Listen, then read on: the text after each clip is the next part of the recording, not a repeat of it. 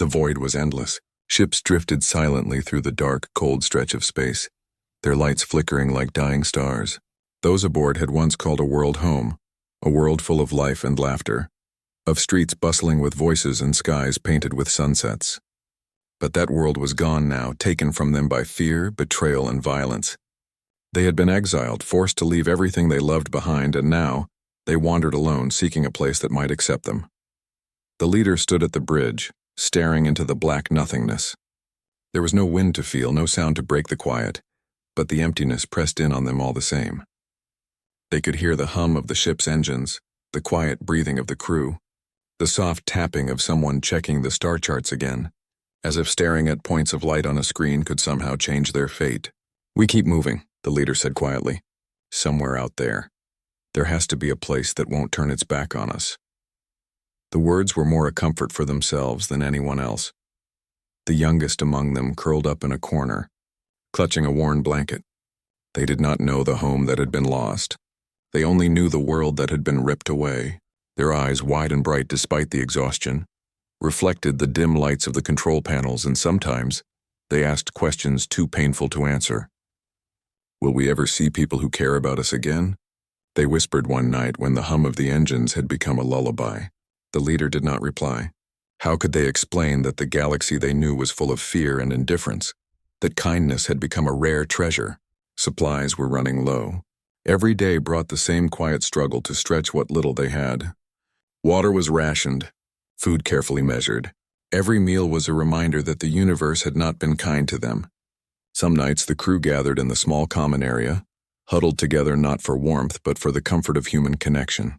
They shared stories of the home they had lost, not just to remember it, but to hold on to it, to keep it alive in memory. Tales of laughter, of sun-drenched streets, of songs sung in celebration. They spoke of these things as if repeating them could make them real again. Despite everything, there were moments of hope. A comet streaking past, a cluster of stars that seemed to twinkle just for them, the sight of a distant planet that glowed faintly like an invitation. They held on to these small wonders as if their very survival depended on them. They had learned that hope was fragile, easily crushed by a harsh word, a mechanical failure, or the endless silence of space. And yet they clung to it, because without it there was nothing. Every crew member carried scars, some visible, others hidden deep inside. The older ones had lost families, friends, entire communities. They had seen violence that should never exist, cruelty that seemed unstoppable. Some had been soldiers, others scholars, artists, teachers, each stripped of their purpose and identity. But together they had found a fragile new family, bound not by blood but by shared struggle. They learned to rely on one another, to cover weaknesses, to share the burdens that would have crushed them alone. The nights were hardest. In the dark, when the hum of the engines became a whisper and the stars felt impossibly far away, memories of home pressed against their minds like a heavy weight. Dreams of laughter and love turned into nightmares of betrayal and loss. Some cried quietly, afraid to break the fragile silence, afraid that their pain might overwhelm the others. The leader would often stand outside the sleeping quarters, watching, listening, feeling the ache of responsibility like a stone on their chest. They had promised to keep everyone alive, and they felt every failure as if it were their own. Communication with other civilizations had been attempted, many times. Messages sent, signals broadcast, hoping for a response. But most were ignored. Some were met with hostility. One message had even brought an attack from a distant empire, convinced that the exiles were a threat simply for existing. Each failure chipped away at their hope until the void felt like a trap with no exit.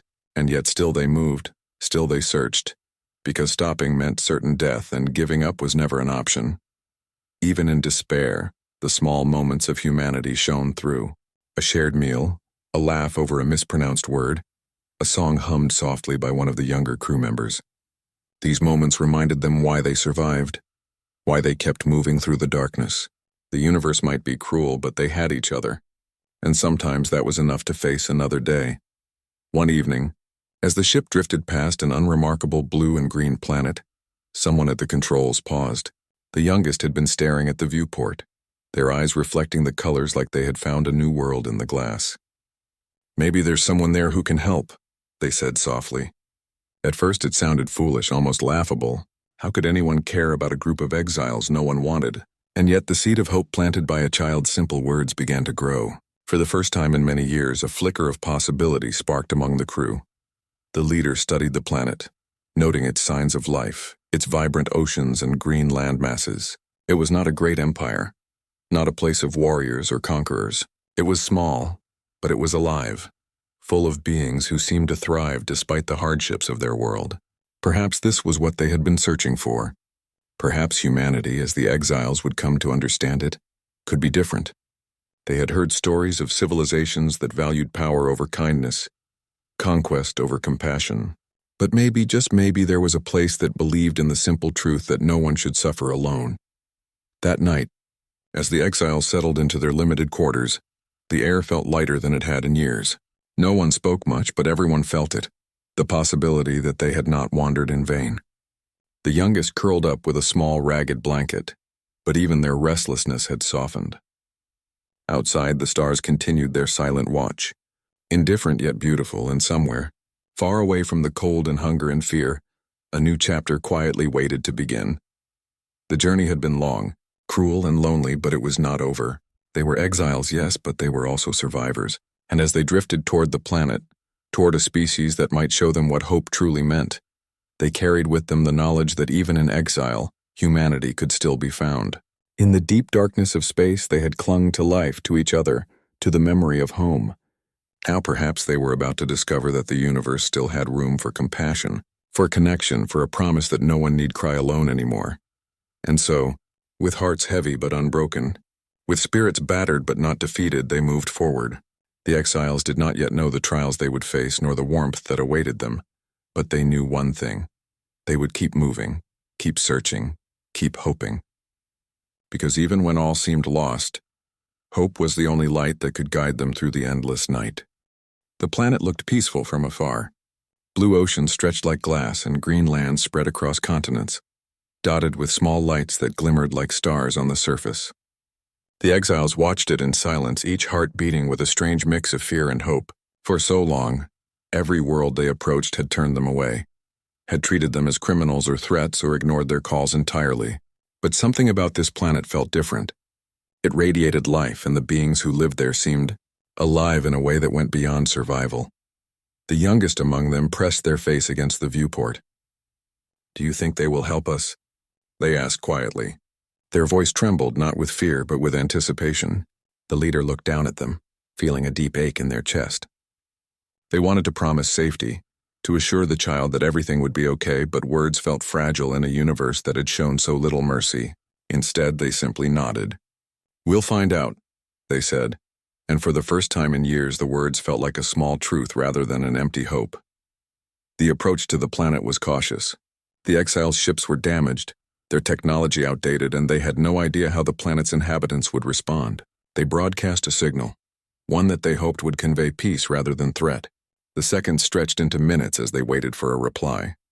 Each beep of the communication system made the silence feel heavier, the anticipation almost unbearable. Then a voice came through, soft, calm, human. "Who are you?" the voice asked. There was no accusation, no anger, only curiosity. The leader hesitated before replying. "We are travelers. Exiles," they said. "Our ships are damaged. We seek refuge. We mean no harm." There was a pause, a moment that felt longer than any battle they had ever fought. Then the voice answered, "Help will come. Stay where you are. Do not move." The exiles stared at one another in disbelief. It was not what they expected. No questions of power or control, no demands for surrender, no immediate warnings to leave. Just help. Slowly, one of the engineers spoke, their voice trembling with excitement. They're going to help us." And in that moment, the walls the exiles had built around their hearts began to crack, letting in a light that had been absent for far too long. When the first humans arrived in their small, sleek ships, the exiles were astonished. The humans did not surround them with weapons or shields. They came in calm, steady lines, their hands empty, their expressions open. The leader of the human team spoke clearly, with authority but also warmth. "We will assist you. Your safety is our priority. Tell us what you need." The words were simple, but to the exiles they were revolutionary. In a universe that had turned away from them, these beings spoke of care and protection as if it were a duty rather than a choice. The exiles began to explain their situation. Ships damaged, supplies dwindling, families weakened by hunger and fear. The humans listened without interruption, without judgment, and when they finished, help was given immediately. Engineers from the planet worked alongside the exiles to repair the vessels, sharing knowledge and tools without hesitation. Food and water were brought aboard, not as a transaction but as a gift. Medical teams tended to wounds that were both physical and emotional, speaking gently to those who had not heard kindness in years. The youngest child watched it all with wide eyes, unable to understand why anyone would help without expecting something in return. "Why are they doing this?" they asked. One of the older exiles knelt beside them, brushing a strand of hair from their face. "Some people, they just believe that helping others is right," they said softly. "It's not about power or fear. It's about being human." The child nodded slowly, taking in the words, feeling the strange warmth of trust for the first time in a lifetime. Days turned into weeks as the exiles settled near the human settlements. They began to learn the ways of this world, simple things that brought comfort and stability. The humans shared meals and stories, showed them how to live in a place untouched by the constant fear of betrayal. Children of the exiles played alongside human children, laughing freely under skies that were blue and unthreatening, a sound that had been absent from their lives for far too long. For the adults, the simple act of walking without fear, of sleeping without constant vigilance, felt like a miracle. The exiles were surprised by how much care the humans put into everything. They repaired ships with precision, but they also repaired hearts. They took time to understand fears, to explain, to reassure. One evening, as the crew watched the sun dip below the horizon, one of the engineers remarked, "They see us as people, not as exiles or mistakes. That's something I never expected." And it was true. For the first time in years, they were seen, truly seen, and it changed everything. Yet the exiles were cautious. They had been betrayed before, had learned that trust could be a dangerous thing. Still, the humans proved again and again that their intentions were genuine. When a young engineer dropped a tool, a human worker handed it back with a smile. When the ships were finally repaired, the humans did not demand repayment or loyalty. They simply said, "We are glad to help." Even the smallest gestures carried enormous weight for the exiles, a reminder that the universe could hold compassion alongside cruelty. Meals became moments of connection. Stories were shared in common halls, tales of lost homes and journeys through the stars, and the humans listened with patience and empathy. The exiles began to open up, speaking of fears that had been buried for decades. Some cried and no one told them to stop. Others laughed for the first time in years, discovering that joy could exist even after loss. These moments were fragile like glass, yet stronger than any armor they had ever worn. Night brought reflection. The exiles would sit under the stars, looking at the constellations of this new world and thinking of the constellations of their lost home. But now there was a difference. They were not alone. They had discovered beings who valued life, who cared about others simply because they existed. The memory of betrayal was still there, but it no longer defined them. There was something stronger now: connection, trust, and hope. One evening, as a gentle breeze carried the scent of Earth's oceans and forests, the leader of the exiles stood among the humans. "We have wandered so long," they said quietly. "We never thought we would find anyone who cared." A human replied, "No one should have to wander alone, not if we can help it." Those words, simple and sincere, echoed in the hearts of all who heard them. It was not just about survival. It was about the dignity of life, about the promise that suffering could be met with compassion. The youngest child leaned against the leader, eyes bright with curiosity and wonder. "Do you think we will ever go back?" they asked. The leader smiled softly. "Maybe one day. But for now, this is home, and here. No one will turn away from us." The child nodded, feeling the truth of it deep inside, a sense of security they had never known before. Weeks passed, and routines formed. The exiles worked with humans, sharing skills and knowledge, learning the ways of a world that was full of care and generosity. They began to feel hope not just for survival but for life itself. The oldest among them remarked that they had thought the universe had forgotten them, but perhaps it had only been waiting for them to find a place that truly mattered, a place where they could belong. Even the nights, once filled with fear and silence, became comforting. Fires burned, laughter echoed, and the stars above no longer felt distant and cold. The exiles discovered something they had thought lost forever: the feeling of trust, of safety, and of being seen for who they were. The humans had given them more than shelter. They had given them a chance to heal, to believe in kindness again. And so in this place far from the worlds that had rejected them, the exiles began to breathe again. They had found humanity, not just in the beings who welcomed them, but in the acts of care, the small gestures of empathy, and the unspoken promise that no one should face the universe alone. For the first time in their lives, the exiles allowed themselves to hope, to believe that they had discovered something rare and precious, a species that could show them, without question or expectation, that compassion was not weakness, it was strength. In the quiet moments, the exiles looked at one another and saw reflections of their own hearts, hearts that had been hardened by loss but softened by the kindness of others. They understood that this was more than survival.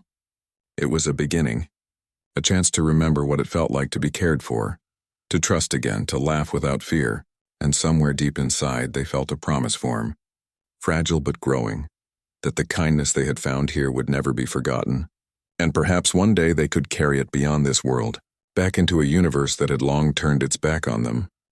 The days began to blend together, but in the best way possible. The exiles had never known peace for long, yet now each sunrise brought small joys they had almost forgotten. They walked among the humans, learning the rhythm of a world that thrived not through fear, but through care and cooperation. It was a rhythm that felt strange at first, but slowly it became familiar, comforting, even necessary. Every morning, the children of the exiles ran barefoot across fields with the human children, chasing sunlight and shadows, their laughter echoing across the green hills. The sound was strange to the adults at first, so full of freedom, so alive. Some of them would pause and watch, memories of the quiet void and cold metal corridors making their hearts ache. Yet with each smile, each joyful shout, the weight of years of fear and loss began to lift. Even the smallest moments, a shared game or a gentle word, became proof that life could still be beautiful. The adults, too, found purpose. Engineers worked alongside humans in repair yards, learning techniques that were new yet logical, simple yet brilliant. Doctors tended to patients together, sharing knowledge that had once been jealously guarded. Farmers showed the exiles the soil, teaching them to plant and nurture, to watch life grow under their hands. Slowly, they began to understand something they had forgotten. They were not just survivors, they were capable of creating, of building, of giving as much as they received. Some of the exiles struggled. Old fears die hard, and some nights were still haunted by the memories of betrayal and loss. One man who had been a soldier woke in a cold sweat, hands shaking as though the void itself had returned to haunt him. He could hear the silence of space pressing in, even though he was now under the warmth of the human world. A kind voice, calm and patient, would find him, offering tea or a blanket, asking nothing but whether he needed comfort. Slowly he learned to breathe again, to trust again, to feel safe under a sky that was forgiving rather than indifferent. Meals became celebrations. They were no longer about survival or rationing. They were about connection. Every day the exiles would gather around long tables, sharing stories of the stars, of worlds they had loved and lost, of the journeys that had brought them here. The humans listened without judgment, asking questions that were gentle, showing curiosity rather than suspicion. It was in these moments that the exiles discovered that storytelling itself could heal. Speaking their pain aloud, and having it acknowledged with kindness, was more powerful than any medicine. The youngest child often asked questions, curious about the humans, about why they helped, about how they could be so kind. Sometimes they would tug at the leader's sleeve and whisper, "Do they always help like this?" The leader would smile, kneeling to meet their eyes. "Some do," they said softly, "and that is why we are here, to learn and maybe one day to pass it on." The child would nod, eyes wide, as if trying to store every moment, every gesture of kindness, in their memory forever. Friendships formed quickly. The exiles found people who understood the exhaustion of being constantly on guard, the loneliness of traveling through worlds that refused to see them. The humans were patient, teaching them that it was okay to rest, to enjoy simple pleasures, to let go of fear for a little while. One engineer taught a human farmer how to repair a machine, and in return the farmer showed the engineer how to plant seeds in neat rows. The exchange was simple yet profound. They were learning to trust in the goodness of others, a lesson many had thought lost forever. Even in work, the atmosphere had changed. The hum of machinery no longer sounded like isolation, but like progress. Conversations flowed naturally, laughter punctuating the air, and when mistakes were made, they were met with guidance instead of anger. The exiles learned patience, cooperation, and even humility. Some of the older exiles marveled at the human way of life, how a society could thrive not through domination, but through empathy and understanding. It was a lesson that went deeper than technology. It was about values, about how to live without fear of betrayal. There were ceremonies and festivals. The exiles were invited to participate, and they watched with fascination as humans celebrated harvests, seasons, and milestones with music, dancing, and communal meals. The exiles, who had only known silence and the cold stars, began to feel the warmth of belonging. Some danced awkwardly, others laughed at their own mistakes, and in every smile and every shared song, they felt a piece of themselves return. They were not outsiders here. They were part of something greater, part of a community that valued life, joy, and care. Healing was not just emotional. The humans introduced medical care that had been refined over generations. Wounds, both old and new, were treated carefully. Injuries that once would have scarred or even killed were tended with precision and patience. Chronic pain, fatigue, and illness found relief in ways the exiles had never known. The combination of care, rest, and nutrition strengthened their bodies. But it was the care itself, the gentleness, the understanding, that began to heal their souls. Stories were told around fire pits at night. The exiles spoke of the worlds they had left behind, of cities bathed in light, of friendships torn apart by fear, of families lost to political betrayals. They spoke and the humans listened. No one laughed at them. No one dismissed their experiences. They were heard, validated, and in being heard they began to release the heavy burden of grief.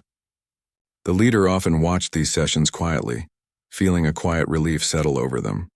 For the first time in decades, they sensed that perhaps survival could mean more than existing. It could mean living. Children learned quickly. They absorbed human language, customs, and humor with a natural ease. They played, argued, and shared secrets with human children, forming bonds that bridged worlds.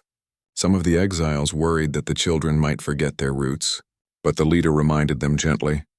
They will carry both worlds in their hearts, the past that made them strong, and this world that teaches them trust. The adults nodded, recognizing the truth of it.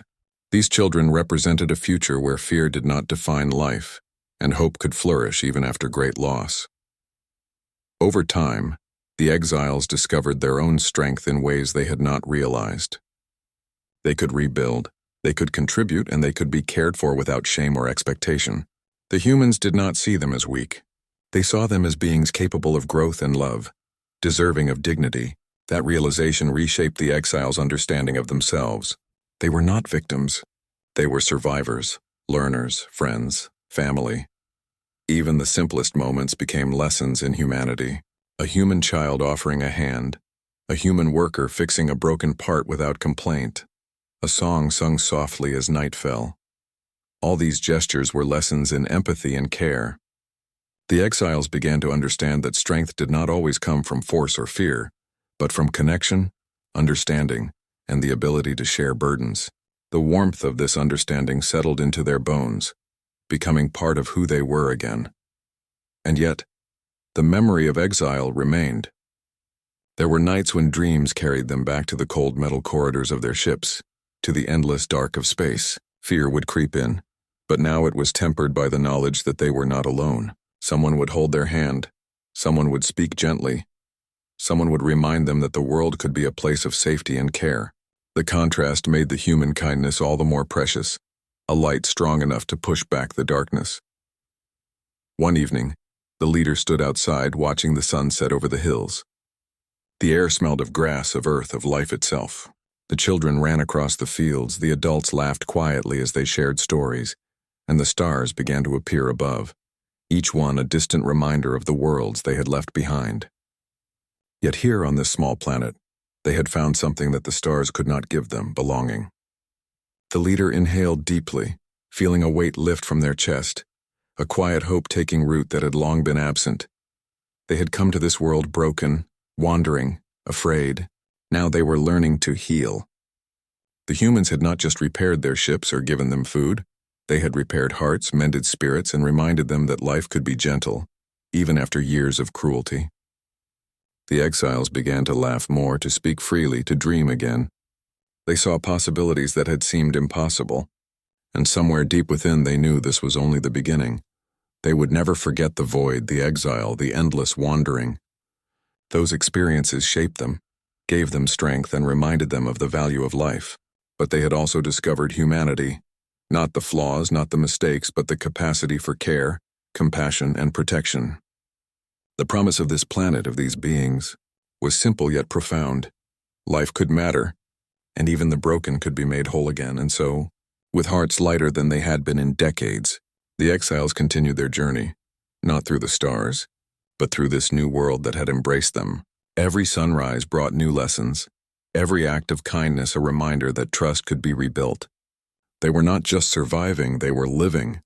And in the quiet moments when the world seemed still, they understood something they had never dared to hope, that belonging was possible, that love and care could exist, and that the promise of a life without constant fear was finally within reach.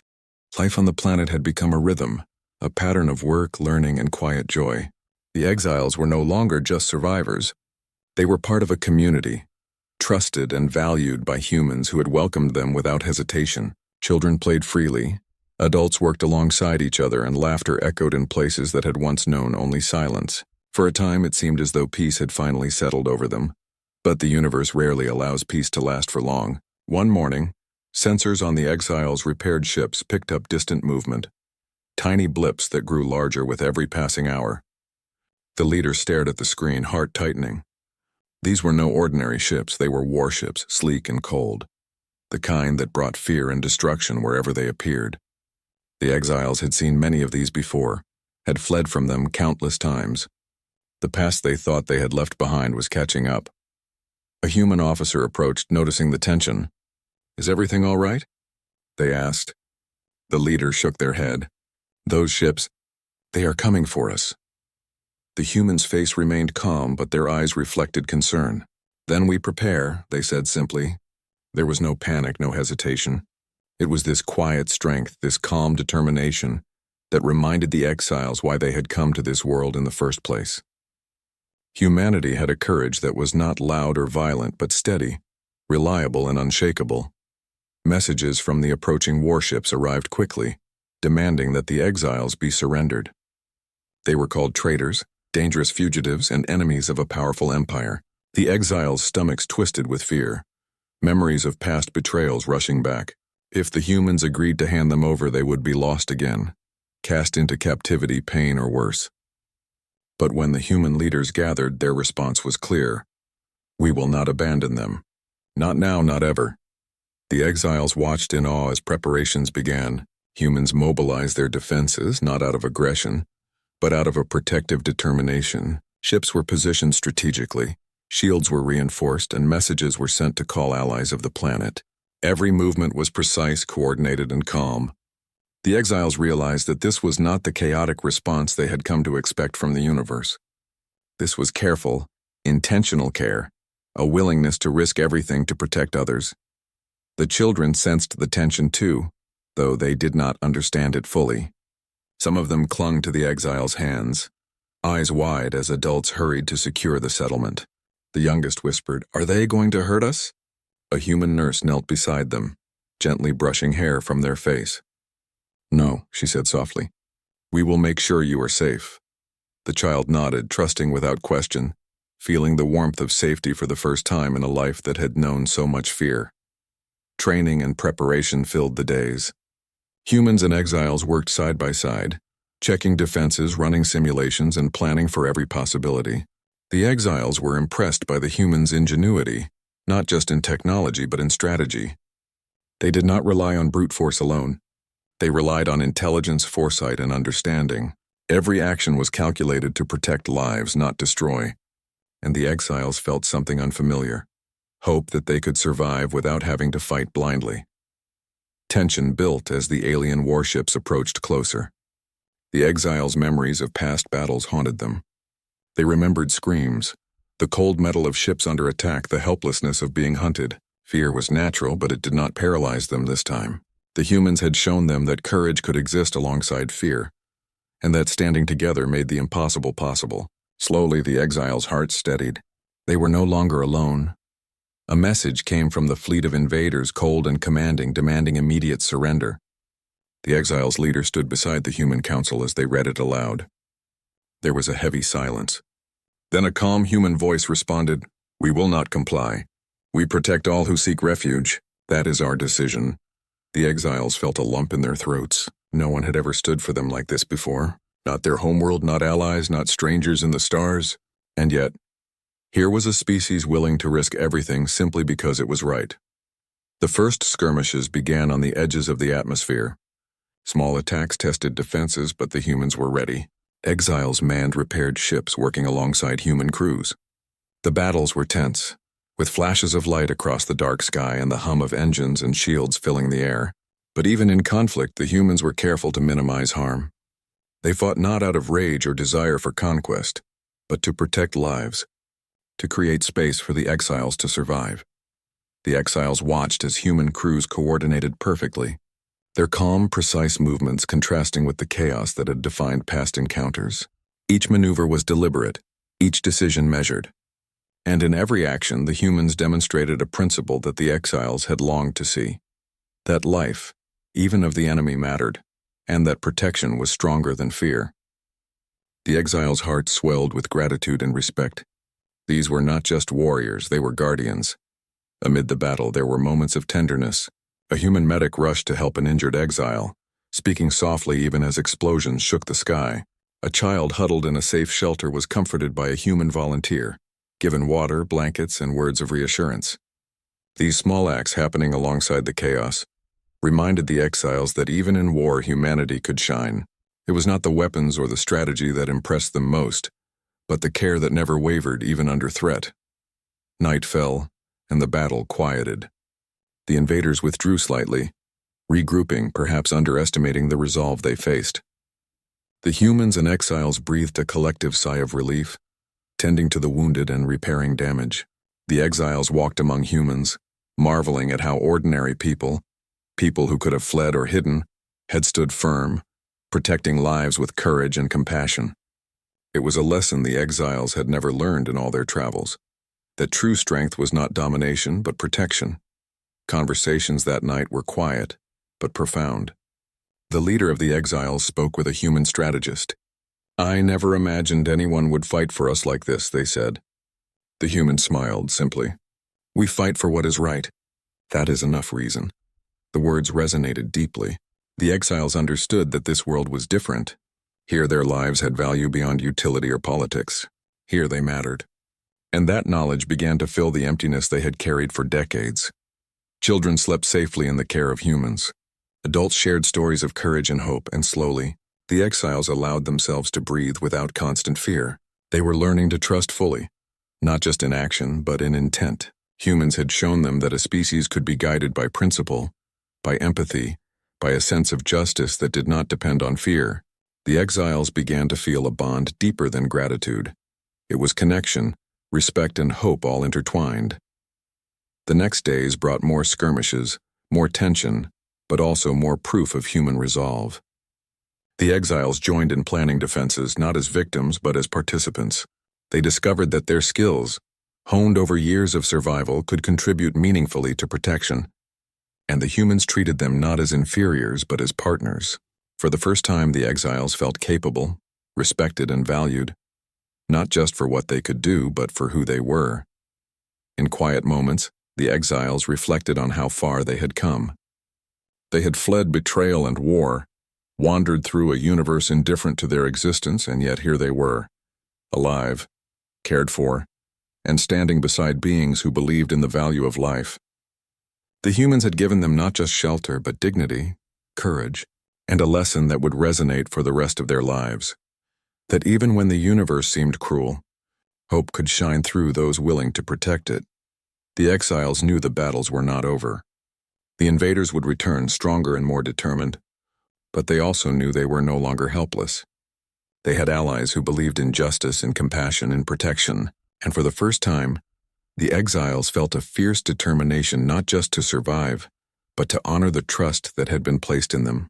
They would stand, not alone, but together with those who had shown them that life was worth fighting for, not with hatred but with courage and care. And so, under the dark skies that had once brought fear, the exiles and humans worked together, preparing for the challenges ahead. They repaired ships, reinforced shields, trained and learned, all while keeping the most precious thing intact, the knowledge that they would not abandon one another. This was more than survival. It was a statement to the universe that the exiles had finally found a place where life, dignity, and compassion were not just ideals, but reality. The exiles looked at the stars above, remembering the darkness they had traveled through. They had once believed that the universe had forgotten them, that no one would ever care for their lives again, but now they saw a different truth, that there were beings willing to stand for what was right, to protect the innocent, and to fight not for power, but for life itself. In that knowledge they found not just safety but hope, and with hope they understood that the future was theirs to shape, together with humans who had shown them that even in the face of shadows, kindness and courage could prevail. The day of the battle arrived with a quiet intensity. The skies over the planet were calm, deceptively calm, as if the world itself held its breath. But the exiles knew better. The alien warships that had been shadowing them were approaching faster than before, their sleek dark hulls cutting through space with precision and purpose. They had expected to find only a small, helpless group, easy to intimidate or destroy.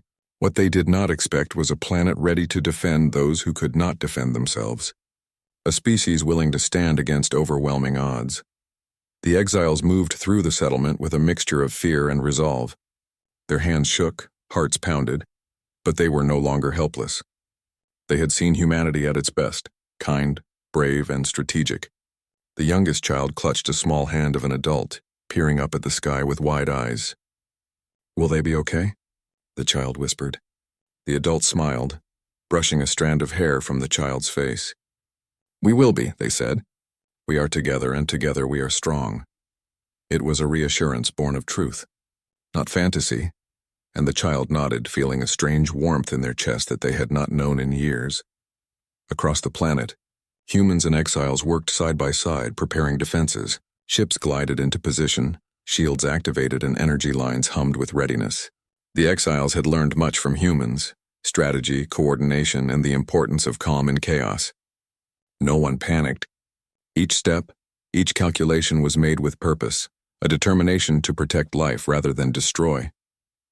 It was different from the battles the exiles had known, different because it was grounded in care, not fear. As the enemy ships entered the atmosphere, their presence was imposing. They were vast, cold, and menacing, bristling with weapons designed to intimidate and annihilate. But the humans met them with equal resolve, not with aggression but with defense, positioning themselves to shield the exiles while minimizing destruction. For the first time in many years, the exiles felt the power of true protection, strong, deliberate, and compassionate. The battle began with flashes of light across the sky. Explosions erupted as ships maneuvered, shields flaring against energy blasts. The exiles held their positions, some assisting with navigation, others managing communication and coordination. They had learned that courage did not mean absence of fear. It meant acting despite it. And now, side by side with humans, they understood its full meaning. Amid the chaos, moments of humanity appeared. A medic rushed to help an injured exile, kneeling beside them as shields flared around them. "You will be fine," the medic said, voice steady, offering comfort even as danger loomed. Nearby, a human pilot guided a damaged ship away from harm, showing patience and skill under pressure. These acts reminded the exiles why they had come to this world, why they had chosen to trust in humans. It was not just strategy or skill that mattered, it was care, empathy, and a willingness to protect life above all else.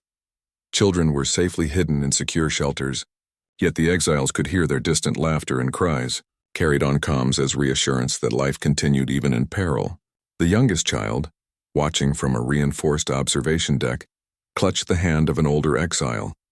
They are brave, the child whispered. The adult nodded. Yes, they are. And now so are we. For the exiles, bravery was no longer a distant concept. They were living it, feeling it in every decision, every movement, every breath.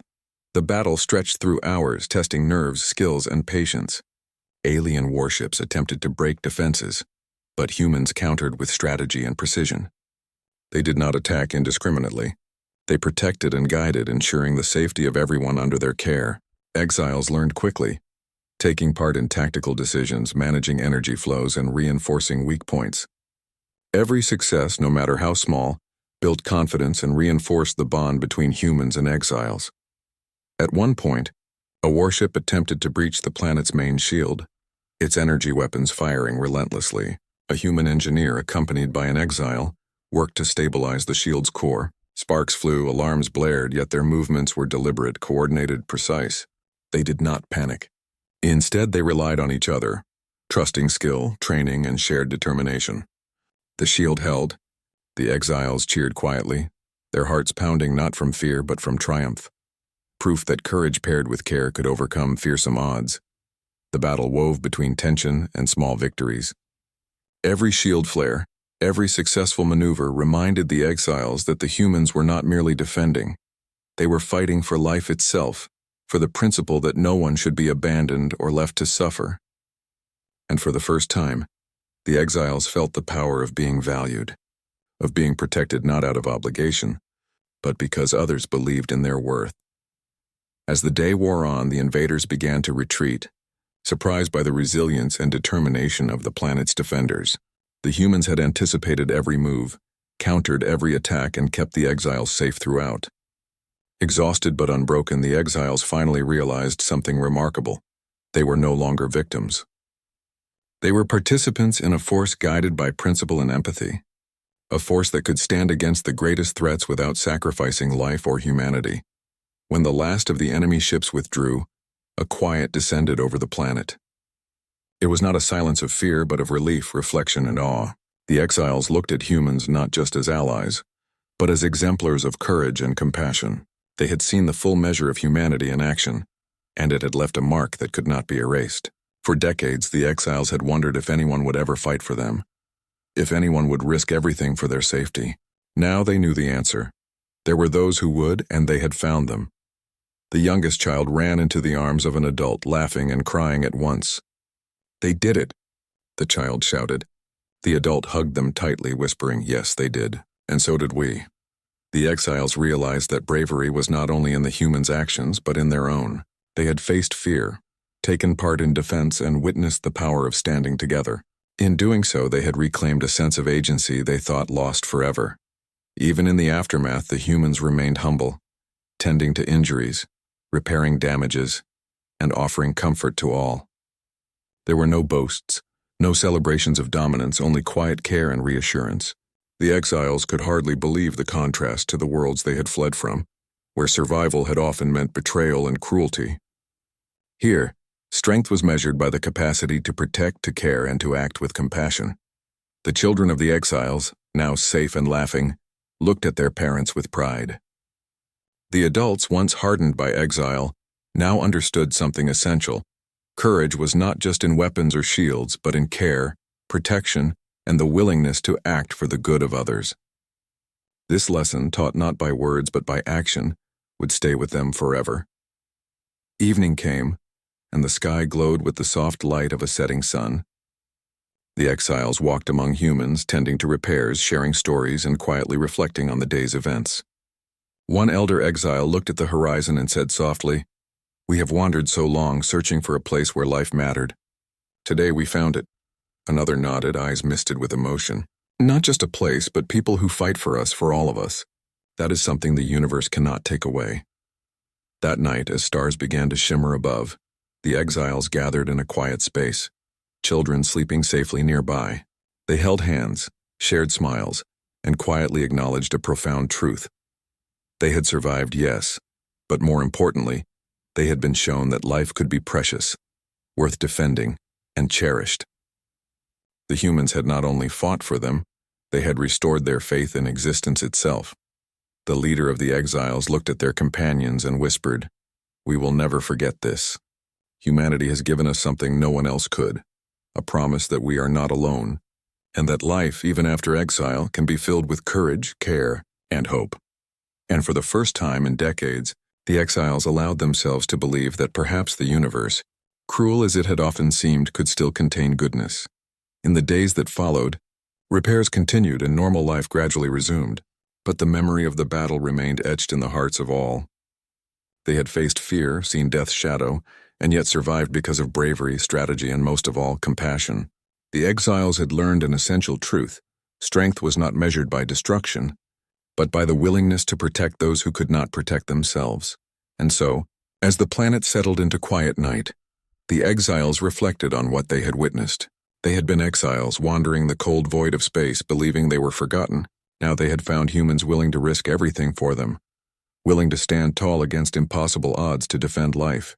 And in that knowledge, a new chapter began, not just for survival, but for hope, trust, and the deep understanding that they had finally found a family among the stars. The sky over the planet was calm and clear, painted in gentle hues of gold and orange as the sun began its slow descent.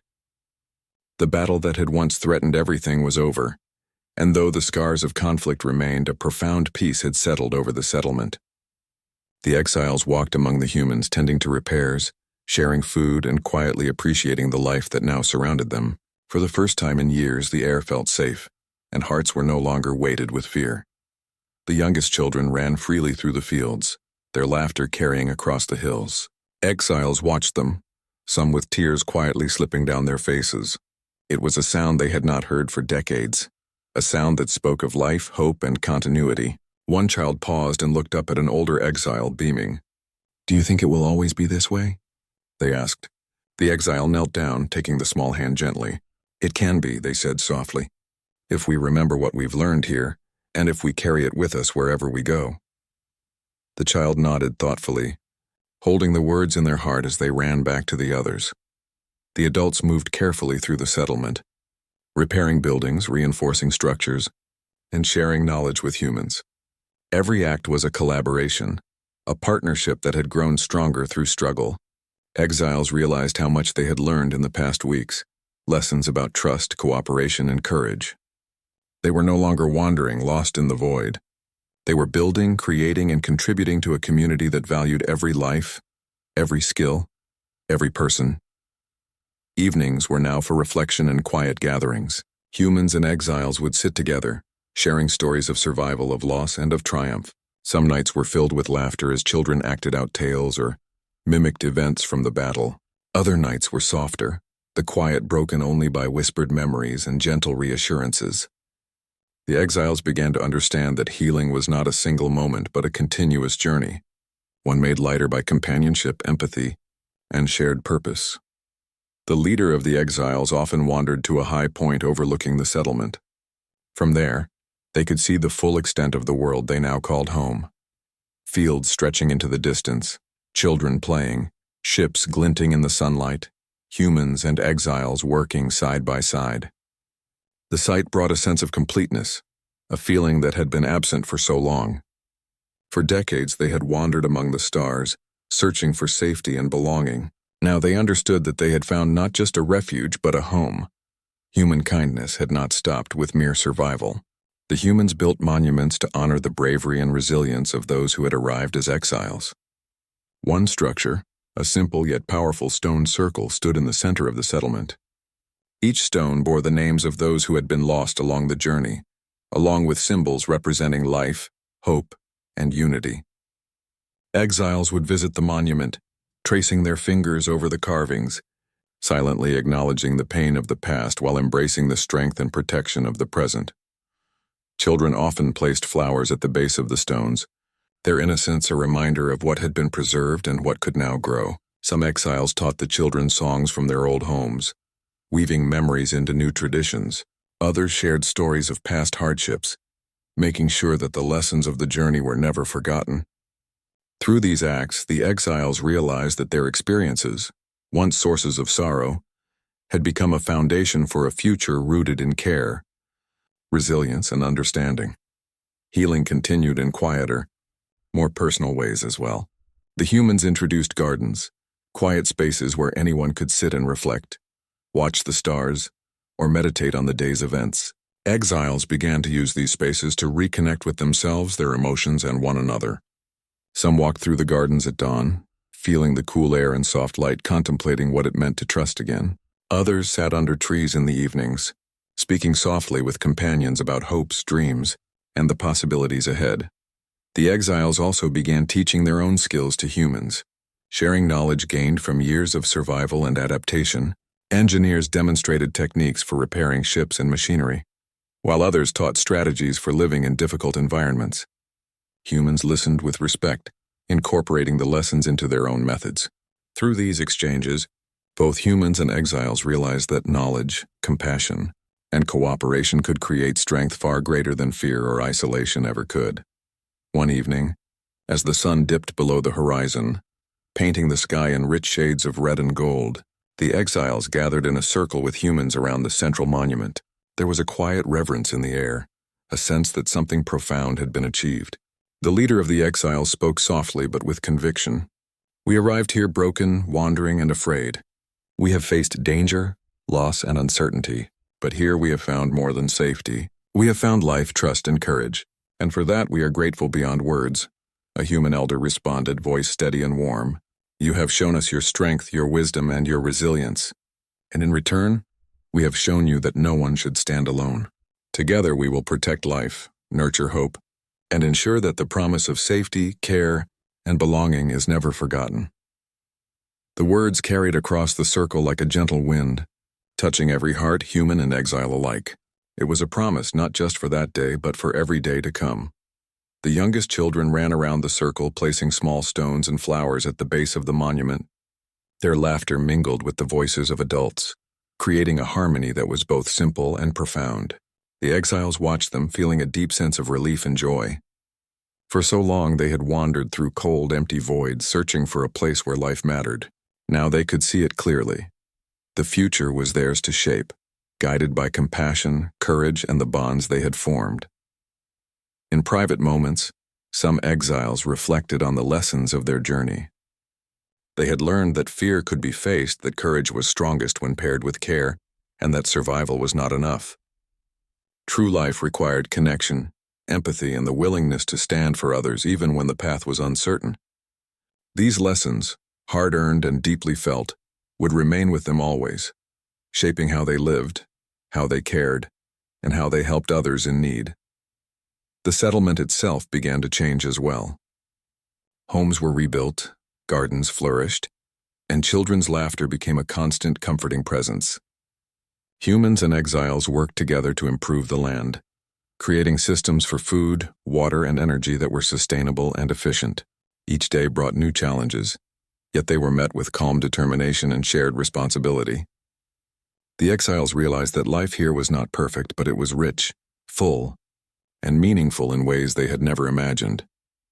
As the stars appeared one by one in the evening sky, the exiles gathered in quiet reflection. Some lay on the grass, watching the constellations and remembering the worlds they had left behind. Others spoke softly with companions, recounting memories of hardship and triumph. Through it all, one truth became clear. They were no longer alone. They had found a species that valued life, courage, and compassion, a species that had shown them that even after exile, even after great suffering, hope could be found and nurtured. In the months that followed, the exiles began to dream again. Some imagined returning to the stars, carrying the lessons of humanity with them. Others thought of building families, cultivating the land, or exploring the mysteries of this world. The possibilities seemed endless, not because the universe had changed, but because their understanding of it had. They had discovered that life could matter, that trust could be rebuilt, and that the bonds of empathy and courage could create strength stronger than any weapon. The leader of the exiles often stood quietly, watching the sunset over the horizon, feeling the wind on their face and the warmth of the community around them. They reflected on how far they had come, from wandering exiles alone and afraid to members of a thriving, compassionate society. They thought of the humans who had fought for them, healed them, and taught them the meaning of care. And they understood something fundamental. The universe could be harsh, but it could also hold incredible kindness. and those who embraced it could change the course of their own lives. As night fell and the stars shimmered above, a sense of quiet joy settled over the planet. The exiles knew that challenges would come again, as they always did in life. But they were no longer afraid, for they had discovered something stronger than fear, a promise of care, courage, and protection that would endure, not just for themselves, but for generations to come. They had found humanity, and in doing so, they had found a reason to hope, to live, and to believe in the goodness of the universe once more. The circle around the monument grew quiet as humans and exiles alike bowed their heads for a moment of reflection. Then slowly voices rose together, soft, strong, and united, speaking a vow that echoed across the settlement and into the night sky, that life would be cherished, that no one would be abandoned, and that the promise of care, compassion, and courage would guide them always. It was more than a vow. It was a transformation, a living testament to the power of trust, empathy, and unity. And so, the exiles who had once wandered alone now looked to the future with full hearts. They had discovered something far